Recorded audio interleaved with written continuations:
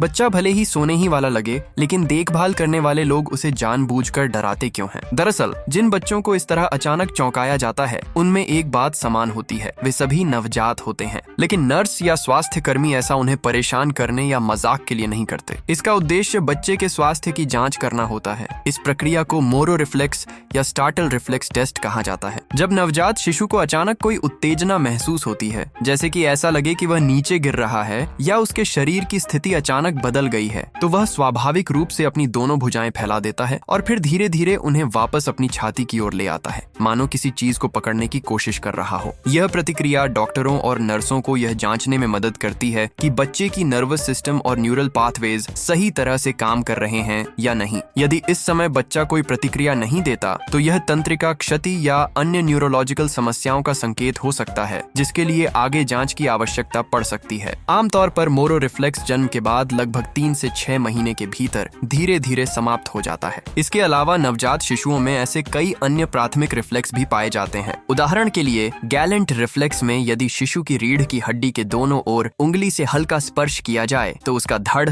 कमर और कूल्हे उसी दिशा में मुड़ने लगते हैं। इसी प्रकार जब किसी शिशु के मुंह में उंगली रखी जाती है, तो चूसने की प्रतिक्रिया स्वतः सक्रिय हो जाती है, जिससे वह चूसना शुरू कर देता है। इन सभी प्रतिक्रियाओं को सीखने की आवश्यकता नहीं होती। लगभग हर शिशु जन्म से ही इन प्राकृतिक प्रतिक्रियाओं के साथ पैदा होता है। कहा जा सकता है कि ये रिफ्लेक्स मानव शरीर के भीतर मौजूद वे मूलभूत जैविक प्रोग्राम हैं, जो हमारे जीनों में पहले से ही लिखे हुए होते हैं, मानो प्रकृति द्वारा दिया गया एक जन्मजात कोड।